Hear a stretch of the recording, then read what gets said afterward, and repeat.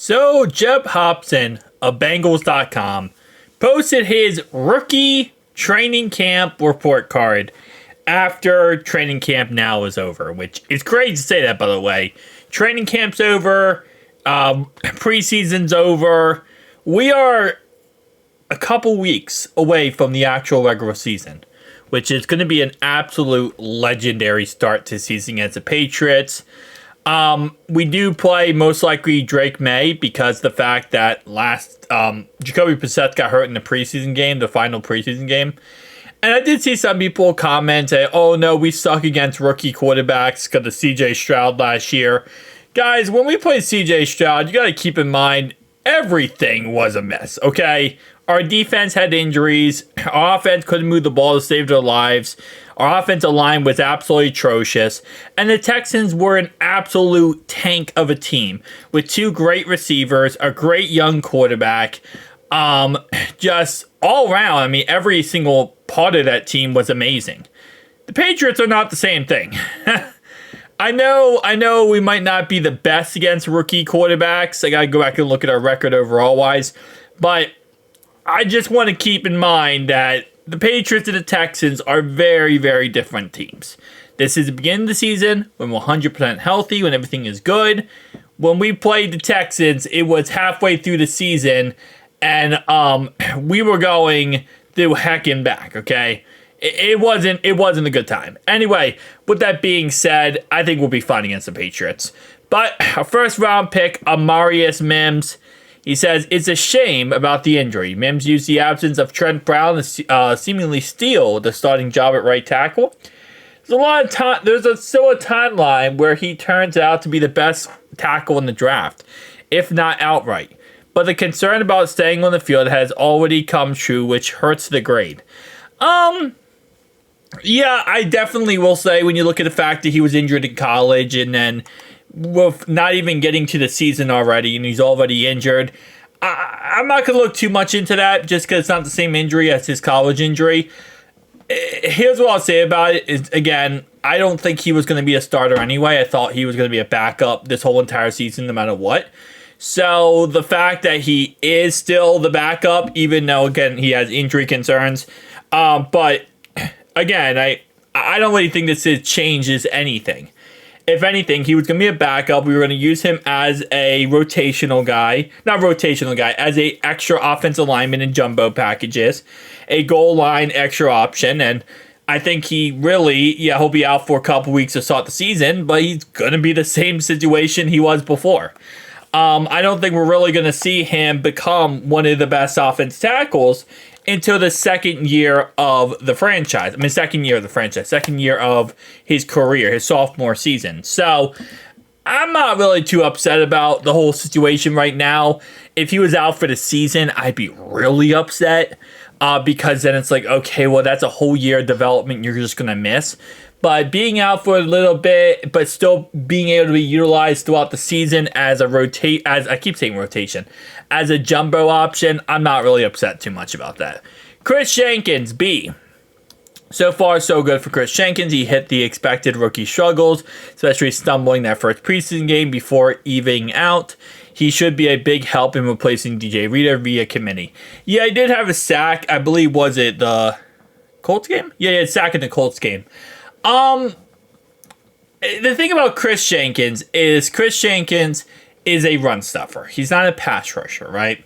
And being a run stuffer, it's difficult to always get your name out there / be heard, especially in the preseason. It's not the easiest, like, oh yeah, you're going to go out there and do absolutely amazing because you're not probably going to get a sack. He does get a sack in the end, but you're most likely not going to get a sack.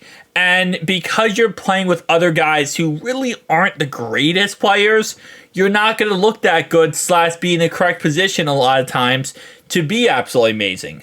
For example, when you're playing next to Sheldon Rankins or BJ Hill or Trey Hendrickson and Sam Hubbard on that defensive line, certain things are going to happen where a guy might get pushed left or right, and you can take advantage of that to be able to actually get the running back.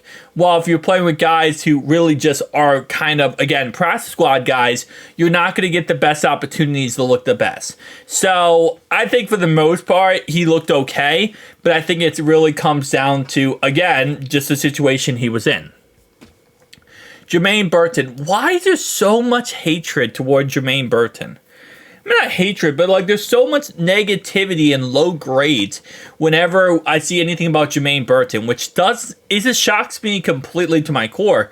Because so far, everything I've seen from Jermaine Burton in training camp, in practice, in preseason, has been amazing. He was one of the best preseason wide receivers, which I know is a low statement to say, but he played amazing in preseason. Yes, he did fall asleep during some of the practices, or some of the meetings. Sorry, not the practices, the meetings. But still, like I don't know if I'd give him a C. I'd say I'd give him an A-. I think he was pretty good actually. Defensive lineman McKinley Jackson, or I guess the tackle, will kind of be utilized in both. Yeah, his injury definitely did not help, and his injury, for the most part, you can't really grade. I feel like you kind of can't grade him or Amarius Mims because of the injury. Erick All, here's what I'll say, right?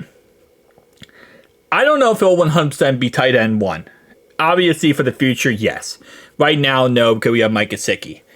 Erick All impressed me dramatically, not in the fact of him catching the football, and he is a vertical threat receiver. It's his run blocking ability, and I really, really like it. Run blocking and pass blocking ability. He kind of reminds me of a more mobile, more vertical threat type of Drew Sample. Like, he can go out there and catch the ball, make plays, get the ball down the field, and really move the chains, but he's also a decent blocker. And when you're a good blocker in the Bengals offense and how we run our tight ends as blockers, you're going to get a lot of play time. I'm expecting Erick All to get probably the most play time of any of the tight ends on our roster this year, outside of Mike Gesicki. Because, again, if you can block, you're going to be utilized. Josh Newton. On paper, Newton looks like he might be a long-term replacement for Mike Hilton. He's both lived up to that flashes, but also had some major stumbles. Corner is a pretty tough pro transition, so it's reasonable to expect he's improving now. I mean, you gotta remember with Newton, he comes from TCU, not the biggest college out there, and he's put in a, again, difficult situation where he was supposed to be the 5th cornerback, and then he started looking really freaking good. And in training camp and practice, he worked his way up to almost the cornerback number 2 position. And then preseason happens. Week 1 looks great. Week 2 looks kind of atrocious. Starts off good and looks atrocious the rest of the game. And then week 3, he was kind of ups and downs. That's just kind of how, rookies do. I mean, again, yeah, it would have been nice to see him go out there and put up a crazy performance every single week of preseason, yeah. But I think he has shown us enough that I have a lot of confidence in him. I have a lot of confidence overall-wise. See, giving him a B, I think, is kind of interesting. Mainly because Tanner McLachlan, I have a lot of faith that he could be good. I think he will make the 53-man roster on the field. And I think what he has is 6'4", 244 pounds, all potential. I don't know if I think he definitely pushed out Tanner Hudson, but I think it's because Tanner Hudson doesn't have the upside. I don't really think it's like anything he did in particular. Like, I wouldn't look and say, oh yeah, 100% Tanner McLachlan pushed him out because of how good he is. I wouldn't say that. I think Tanner McLachlan pushed him out because of the upside, and there's more of an upside with Tanner than there is with ironically enough, more an upside with McLachlan than there is with Tanner Hudson. And I think that's why you could say he technically pushed him out. But I don't think there's like a direct correlation of like, oh, well, yeah, if it wasn't for Tanner McLachlan, Tanner Hudson would be a star player for us. No, I think it's just the potential, and you're going to always take the potential that's a higher return than you're going to take, a potential 30-year-old tight end. So, okay, I mean, I don't know if I give him a B. I don't think he's done much. But I think for what he is, week you kind of just okay. I mean, kind of how I look at it. Just kind of okay at that. Cedric Johnson, I think he did. See, this is a guy who, and you know, if you stat sheet watch, and as you guys know on this channel, I do show off a lot of stuff and talk about a lot of stuff.